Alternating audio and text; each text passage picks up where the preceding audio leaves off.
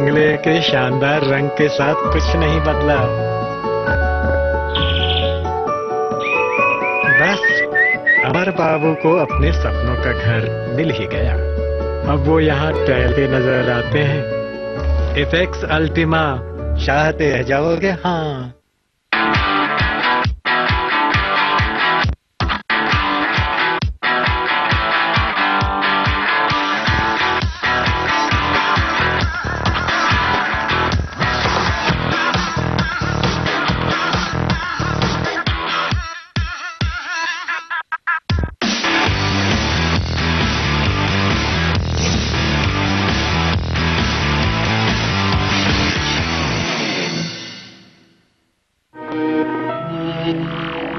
brought to you by Honda Jazz and Uninor. Enjoy unlimited music.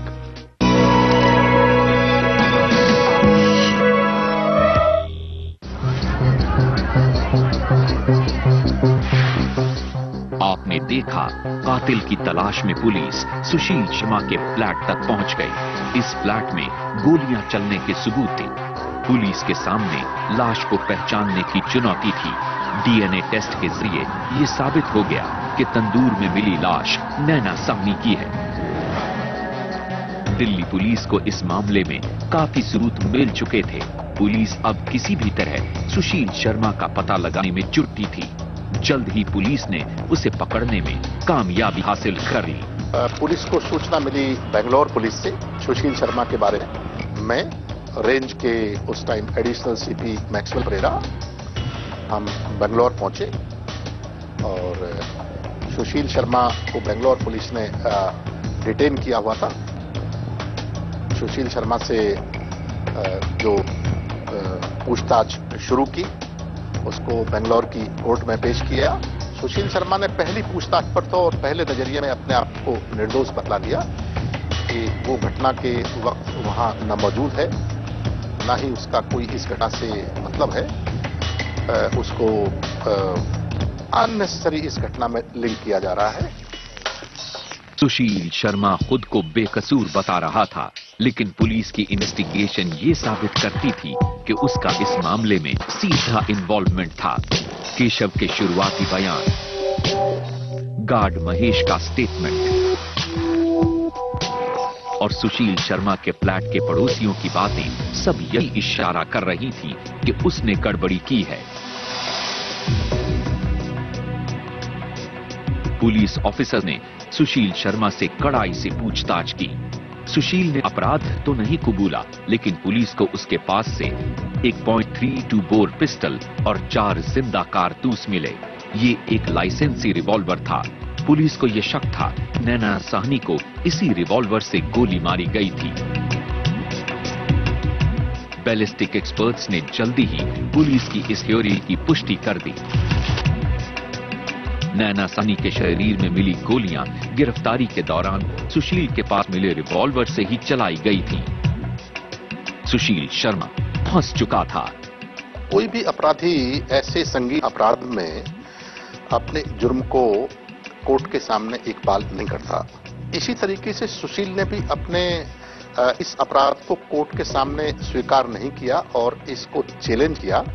सबसे पहला defence उसका ये था कि घटना के दिन, घटना के समय वो दिल्ली में ही मौजूद नहीं है, द्रौपदी पर गया हुआ है। दूसरा डिफेंस उसने ये लिया कि वो उसकी गैर मौजूदगी में पुलिस उसकी कार भी ले गई है, पुलिस उसके घर में ताला तोड़ के घुस गई है, उसका सामान जो इंक्रिमिनेटिंग डॉक्यूमेंट से वो प्लांट कर दिए हैं, उसके रिवॉल्वर को पुलिस ने उसके फ्लैट से कब्जे में ले लिया है और इन तमाम सबूतों को नाजायज तरीके से मेरे ऊपर प्लांट कर दिया है। पुलिस ने सबूतों के साथ साथ नैना साहनी के कत्ल की वजह भी तलाश ली थी। ये वजह थी सुशील शर्मा का डर और नैना साहनी की मतलूब करीम से दोस्ती। सुशील शर्मा उभरता हुआ लीडर था, उससे डर था कि उसकी शादी की बात से उसके करियर को नुकसान पहुंच सकता है। सुशील शर्मा कभी भी अपने पति पत्नी के इस रिश्ते को जग जाहिर नहीं करना चाहता था और नैना कंटिन्यूस उस पर प्रेशर देती थी। जब भी वो प्रेशर देती थी तो उसके साथ मारपीट हो जाती थी। और वो सुशील के मारपीट से इतनी तंग आ चुकी थी कि उसने अपने पुराने मित्र मतलूब की मदद लेना शुरू करी थी। तो चोरी छुपके सुशील को बगैर बताए, सुशील की बगैर सूचना के नैना मतलूब को संपर्क कर लेती थी और मतलूब से मदद मांग लेती थी। नैना साहनी ने यह तय कर लिया था कि वो अब सुशील से अपना अलग हो जाना चाहती है। दिल्ली पुलिस की इन्वेस्टिगेशन के मुताबिक घटना के दिन नैना साहनी ने दोपहर 3 से 4 बजे के बीच मतलूब करीम को फोन किया था। वो ऑस्ट्रेलिया जाना चाहती थी और उसे इस काम में मतलूब की मदद चाहिए थी। सुशील शर्मा ने मुझे बताया था कि 2 जुलाई की शाम को 7:30-8 बजे एज यूजुअल वो अपने फ्लैट पर मौजूद थे। टेलीफोन से उसने रीडायल करके देखा, शक रखता था, तो उधर से टेलीफोन मतलूब करीब से कनेक्ट हुआ। इस बात पर दोनों की आपस में बहस हुई और सुशील शर्मा ने उसी वक्त अपनी रिवॉल्वर से नैना साहनी के ऊपर फायर किए।